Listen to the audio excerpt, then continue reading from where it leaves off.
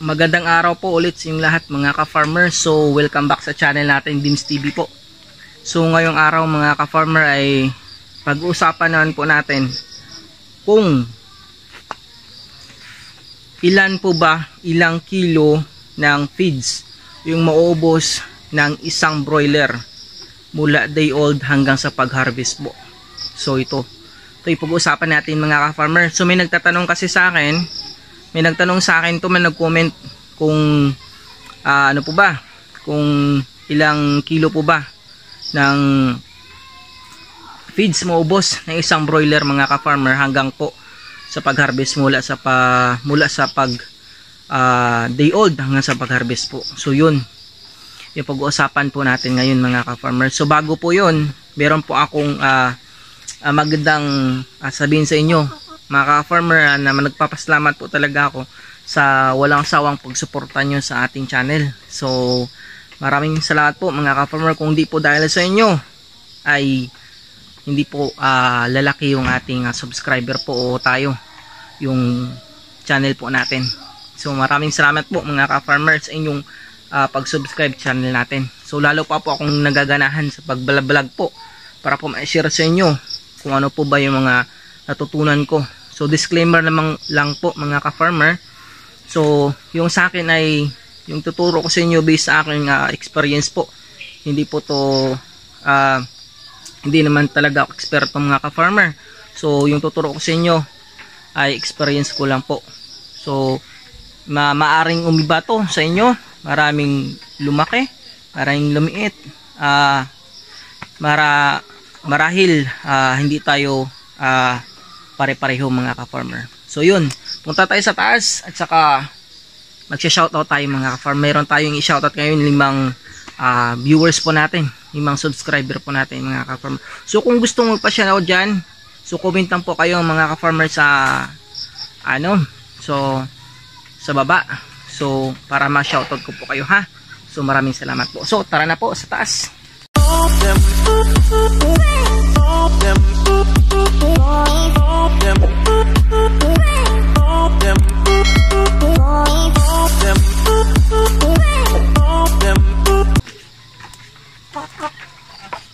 Okay, so yun pa rin mga ka-farmer.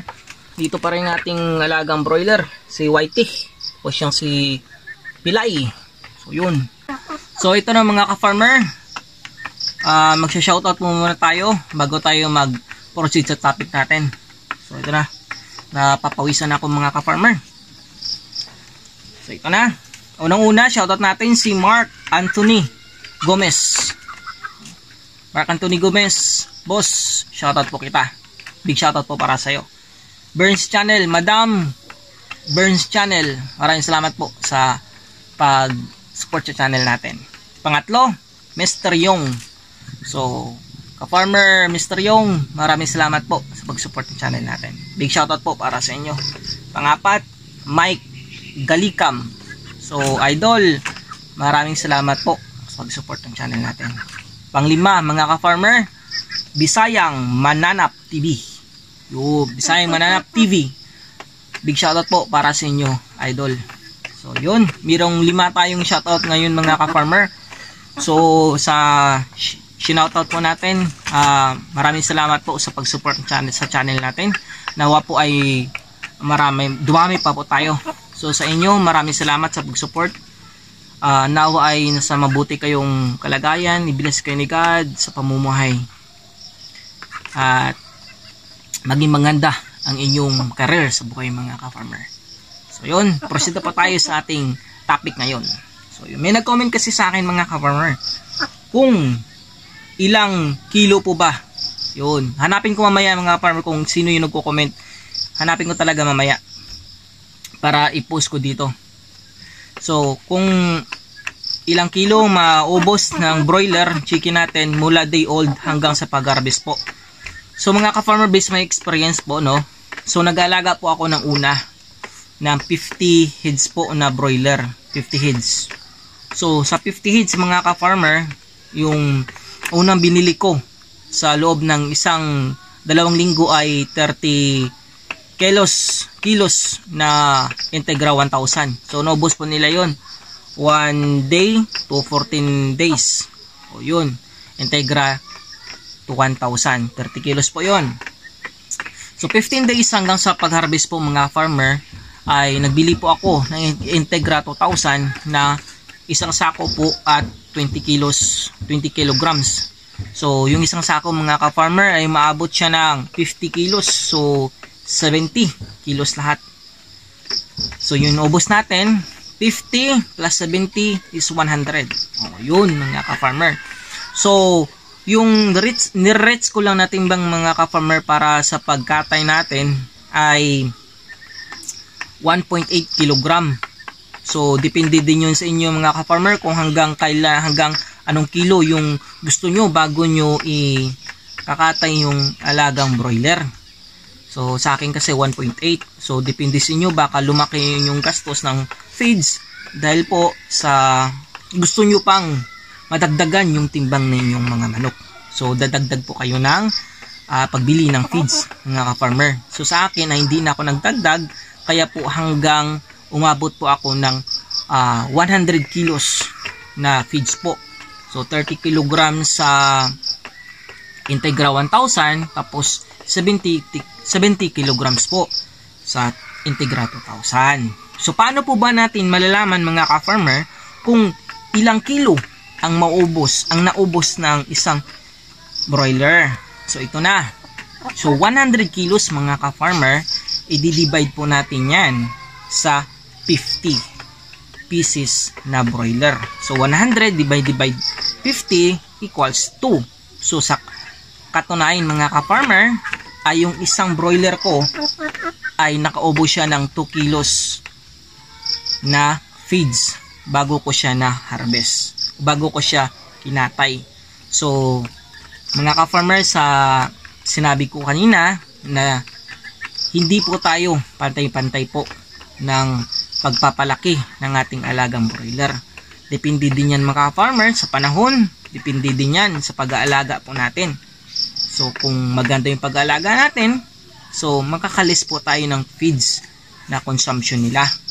So kung gusto pa natin madagdagan yung timbang nila mga ka-farmer, ay magdadagdag din tayo ng feeds. So madadagdagan din yung consumption ng feeds bawat isang sisyo natin. Ito yung alaga ko. Ito, kita ko na sa inyo. Yan. Ito na, si Whitey. So malaki to siya mga ka-farmer. So umabot na siguro ng ilang kilo yung nakain nito. Kasi yung laki niya na Whitey. Namatay lang talaga yung isa nito mga ka-farmer. So papakita ko sa inyo mga ka-farmer kung iba-vlog natin sa sunod to. Nabansot kasi to siya. Ngayon ang bang laki na. So yung title natin nun ay From Bansot to Monster. Ito. Laki niya yan. Yun So yun mga ka-farmer, nasagot ko na yung tanong ng ating isang viewers, isa nating subscriber, isa nating takapag panood ng ating mga vlog. So maraming salamat sa iyo sir sa inyong pag-comment, kaya nabigyan po natin ng video po ngayong araw. So yun, yung naubos po, ulitin ko mga farmer, yung maubos po na feeds ng isang broiler ay 2 kilos po bago po natin harvest. Depende din po yun mga ka-farmer sa inyong pag-aalaga. So sa akin experience ko po yun mga ka-farmer, hindi po ako nagsisinungaling. Based on my experience po, di po yung tumaas yung pagbili natin ng feeds or consumption nila. Depende din yun sa quality ng manok nating nabili po. Depende din yun kung nakabili tayo ng klase, so matagal po talagang lumaki, kaya mas marami yung consumption nila. So yun, so maraming salamat po ulit sa inyong walang sawang pagsuporta sa channel natin. Sa muli ay nagpapasalamat po talaga ako mga ka-farmer sa inyo, no? Kasi habang tumatagal ay lalong dumadami tayo. So maraming salamat po at dumadami na po tayo sa ating channel. So dahil dyan ay lalo po akong nagsisikap na para magbigay po sa inyo ng magandang mga payo o video po ayon po sa akin experience. So maraming salamat po mga ka-farmer sa inyong pag-support sa channel natin. God bless us all. Mabuhay po tayong lahat. Nawa po yung ating pangarap sa buhay, ang ating hangarin sa buhay mga ka-farmer, patupad po at i-bless po tayo ni God sa ating hangarin. So yun, maraming salamat. God bless us all. Mabuhay tayong lahat.